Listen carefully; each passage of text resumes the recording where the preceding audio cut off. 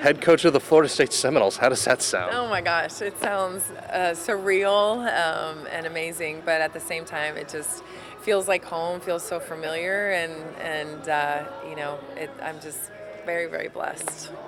You know, if you could talk to the girl that stepped foot on campus in 1997 right now, what's the first thing you tell her?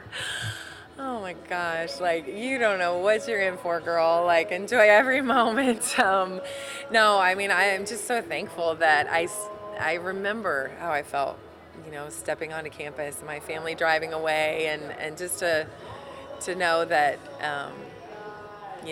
all those years ago, like that this was going to happen in the future. I can't even put into words how awesome it is to just remember how that felt and to be here today. So where were you when it became officially official? Officially official. I was in a team meeting. Well, when it became announced yesterday.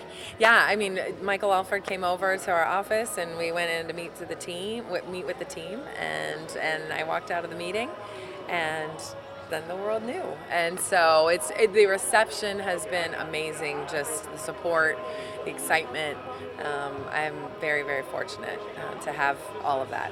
When did Mike first tell you had the job? Oh gosh. Oh my goodness. It was sometime this past week. I can't even remember. I mean, we've been, in conversations and interview process and all of those things, and it's been a process. And so this week was a lot of just talking and back and forth, and so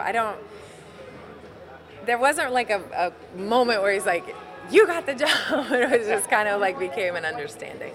So, talking to the team yesterday, Yeah. giving that, what was that like? What was the reaction? Oh, it was emotional, as everything has been. They were great. The team was super excited. There's just an amazing group of girls that I've had the privilege of recruiting all of them here. I know them, and I just love each of them, and so I just was very fortunate that they were excited for me. And it was emotional in a good way, but also really fun to say, okay, like now let's keep going. We gotta keep getting better. And we're all in this together. Let's go.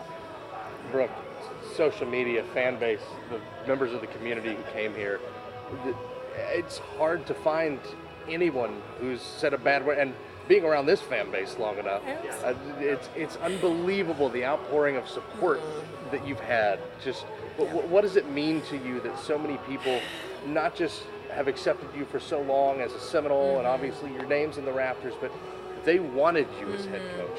Just how gratifying is that? Yeah. That the Seminole family's just kind of already embraced you as head coach? Yeah, it is immensely gratifying. It's humbling, and it just gives me more desire to go do this thing right for them, and to really take every day and put my absolute all into it, because I know that was what was done for me. The support that has been given to me, I want to give that back tenfold and continue to make Florida State women's basketball something to be proud of. And that's been my mission since I was here as a player, and I'll continue that. And so I'm just so thankful again for all the support, and I'm going to work every day to not let anybody down. One of the hallmarks of Sue's program has always been that this has been a community program. Yes. This has always felt not just like the campus team, this has felt like Tallahassee's team. And just how excited are you to continue and kind of take that torch? It's the best thing about it. It's that, we have the support of Tallahassee, of the people of the community, and that really is what makes it so amazing for our players. It's not just about them. It's not just about Florida State. It's about this community and how what they do can impact so many people, and how the community impacts their lives and enriches their lives. I mean, that back and forth is something that Sue has always talked about, and how beneficial that is to all of us as people, and how much more enriching the experience is for all of us when we can have that interaction and be all in together with this thing.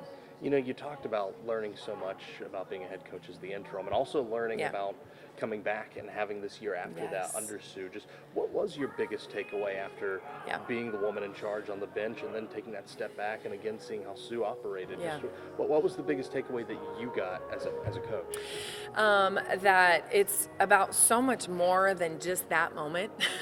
Like as an assistant, it's so easy to just get wrapped up in what's going on in that moment. And, I think we should do this. And why aren't we doing this? And she's doing that. No, it's as a head coach, you have to take it all in. You're thinking about the ramifications of everything. You're thinking about each kid and how this is affecting them. And to be able to live that a little bit, to step back and see how Sue reacted in all those situations, and to see, where I remember, okay, I was in that situation, and I get to watch her deal with that same thing. Oh, it was like a master's class in how to do this thing, and so I'm so fortunate to have had those experiences. To go into a program that you already know so well, and now someone who's already run this program before, just how exciting is that like you told the team yesterday, you can keep going, you can hit the ground running. There's not some reset button that you have to hit.